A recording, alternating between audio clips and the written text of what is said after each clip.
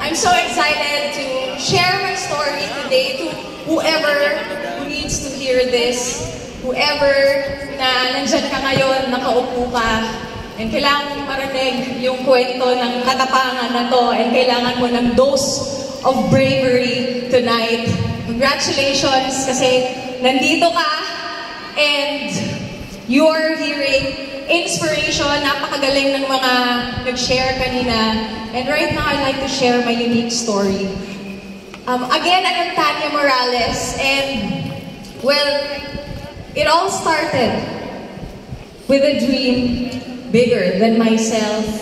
Kasi I started po na I'm a registered nurse by profession. Galing ako sa family of business people, but then I chose to do this business kasi there was a time in our life, especially since I came from a broken family, I lived with my mom, and there was this painful moment that we experienced na bankrupt yung family namin. And you know what? One thing I realized in life, yung mga painful moments pala natin, is something that we have to be grateful for. Just like in my life, I'm so grateful for that moment kasi doon ako nagkaroon ng prinsipyo bilang babae na hindi pala pwede na iasa ko yung buhay ko, yung future ko sa kamay ng ibang tao. Not even my parents, nor my partner.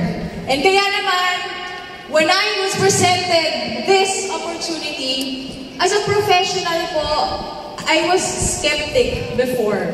But then, nung nakita ko, I got so inspired kasi may mga high school grad, grade 1, grade 2 lang yung natapos, humble profiles. But then, they all became successful in the business. And so I told myself, kung nagawa nila, kayang-kaya ko din. And same goes to you. Kung nagawa namin, kayang-kaya mo din! And so I started. Wala po akong pera nung pinakita sa akin yung opportunity. Ginawa ko ng paraan overnight. That was how hungry I was to achieve my dreams. That was how hungry I was to provide the life na nawala sa amin before ng mommy ko. I started this na walang alam, walang experience. Sa lahat po ng mga guests namin here tonight, na wala ka ding alam, wala kang experience, I always believe that there's a purpose why you are seated here tonight. Nandyan ka sa dinami-dami na pwede mong puntahan. Nandyan ka and nakikinig ka right now. Maybe this is already the answer sa tinagal-tagal mo ng pinagdadasal na pagbabago ng buhay. Kasi para sa akin, this is also my answered prayer. And so, I started my journey and I started it in Cebu. Sa lahat po ng mga Bisaya na nandito. Kaway-kaway naman po and sumigaw naman po dyan. You know what? This business taught me how to be flexible. This business taught me na pag tayo pala, lalo na sa ating mga babae, if we want to be successful in this lifetime, kailangan tanggalin natin lahat ng mga kaartehan natin. And kailangan natin na mag-humble down, and kailangan natin na tanggalin lahat ng mga alam natin sa labas. Kasi kung yung mga alam natin na yan, hindi naman tayo ginawang successful yan. Well, kailangan natin matuto ng mga bagong bagay. And you know what? Lahat pala sa buhay natututunan. Yun nga lang, hindi lang natin napag-aralan papaano yumaman. But you know, in this business, good news is, walang pinipili kahit sino ka man. Kayang-kayang pag-aralan papaano yumaman.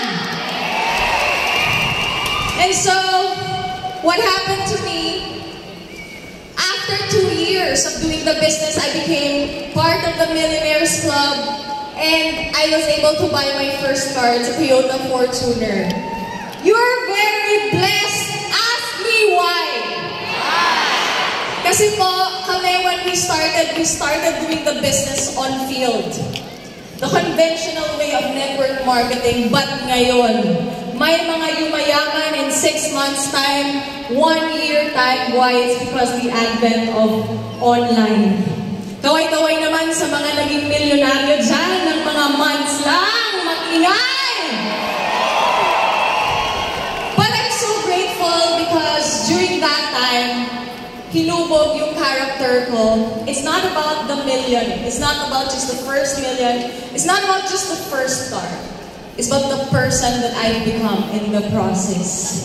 Isang babae, napakaraming takot, napakaraming insecurities sa buhay. But because of this business, nabuo po yung kumpiyansa ko sa sarili ko. And I got so empowered na abutin lalo yung mga mas malalaking pangarap ko pa sa buhay. And so I continued on with my journey. And the next chapter in the journey, dinala po ako dito sa Manila. Ang Bisaya nakipagsapalaran dito sa Manila. And I know marami po dito na Bisaya ka, you migrated here. And I am so grateful for this journey. Up until now, it's been 8 years that I've been here in Manila. And dito ko naranasan na mas palalimin yung salitang family. Dito ko natagpuan yung mga tao na willing akong tulungan, dapaan, mahalin, kahit na wala akong mabigay, kahit na kulang ako sa tiwala sa sarili, kahit na wala silang kikitain sa akin. But then I felt the genuine love. I felt the genuine care. Thank you so much, J-Lim Project. Thank you so much, Project High. I will never be where I am right now if hindi dahil sa inyo. And because of this business, I've been to a lot of countries. Nakapag-travel tayo sa iba't ibang bansa. And, ayan, nakabili tayo. When we started here, nagko-commute lang tayo. Nakabili tayo ng second car natin, which is a brand new Ford Mustang. And, next is, ayan po. Sa negosyong to, hindi po totoo na una-unahan kasi hindi naman po ako nauna. Nasa laki ng pangarap mo, nasa sipag, nasa tibay ng loob mo na magtuloy-tuloy na abutin yung mga pangarap mo. And para sa akin, yun ang basehan. It's not just about the award. Of course, I'm so grateful and I feel so privileged to become part of the top 20 for 6 consecutive years now. But being in that circle, mas nag-mature ako, mas naging stable yung emotions ko. And talk about income, dito ko po naranasan na kung dati, pangarap ko lang na kumita ng minimum 100,000 per month. But then years after, nagdoble, nagtriple, nag-times 10, hanggang sa nag-times 20 po yung income natin. And take note, pinangutang ko lang yung pang-start ko dito. And, of course, I will never forget to thank the people behind my success. My RIE family, thank you so much sa pagmamahal, sa tiwala, sa support na I may be standing here tonight alone, but I represent 10,000 of people just like me na nangangarap and tinutuloy-tuloy yung pakikipaglaban sa mga pangarap. Dati pangarap lang namin makapag-create ng maraming milyonaryo, ngayon nangyayari na po. Dati pangarap lang namin na makapag-travel sa iba't ibang bansa together and ngayon nangyayari na. And we are just starting. And I will never forget my first why. Sa lahat ng mga nandito, alam ko tayo mga Pilipino, makapamilya talaga tayo. And I did this business mainly for my mom. Kasi nakita ko sometimes the world is so cruel pala, lalo na pag wala kang pera.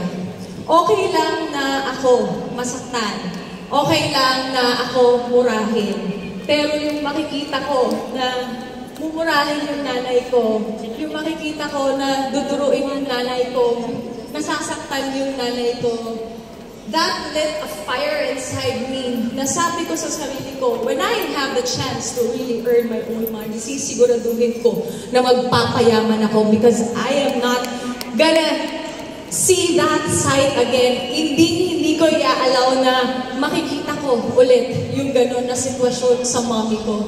And because of this business, yung mommy ko po is a spoiler. Spoiled kami ng kapatid ko. Now, it's my time to give back. Na ako naman yung nagsuspoil sa kanya ng mga iba't ibang bagay, mga travels. And for this year, ito po yung regalo ko sa kanya. Alam niyo po ba, matagal ng pangarap ng mommy ko na magkaroon kami ng first house and lot. And parehas kasi kami na naglaya sa amin. And I'm so grateful for this company kasi ngayon, natupad na siya. And sabi ko, Lord, kung bibigyan mo po kami ng bahay, I want a view of the sunrise and the sunset all together. But alam niyo po ba, sobrang bait ni Lord kasi hindi lang sunrise at sunset yung binigay sa amin, kundi 360-degree view. And please, watch this video. Yan, ayan na po, nandito na tayo sa pinakatuktok and patapos na po ang ating bahay. Konting finishing touches na lang. And ang pinaka-nagustuhan ko dito sa place na to is I have a 360 degrees view. Nakikita ka po yung Metro Manila. And syempre nakikita din natin ang Sierra Madre. Kahit hindi pa ako nakakapunta dyan, pero nakikita ko siya dito sa bahay na to. And of course, yan, may view din tayo ng Laguna today. And napakasarap po ng hangin. Napaka-fresh ng dampi ng hangin dito. I'm so excited to finally live here. Palakpakan naman po natin AIM Global! Thank you so much, AIM Global, for making this possible. Thank you so much, Doc Ed. Doc Con, thank you so much. Sir John, Sir FM in Heaven, Sir Jurgen, Sir Arnel, Sir June, the VPs natin, thank you so much po sa lahat po ng management team natin. To my mentor, Mentor Joseph Lim, thank you so much, Upline. Alam mo na po yun for believing in me. Thank you so much, Up Mylene. Up Mylene and Dane, Up Mike, Up Carlo, to my AIM1 family. Thank you so much, Upline Louie Gascon. Thank you so much, happy mga kapatid na council. Project High, thank you so much. To my RIE council, Brother Binjun Bunagan, thank you so much. Royals International Empire, thank you so much po. And my last message sa lahat po ng mga nandito right now, pakisabi nga po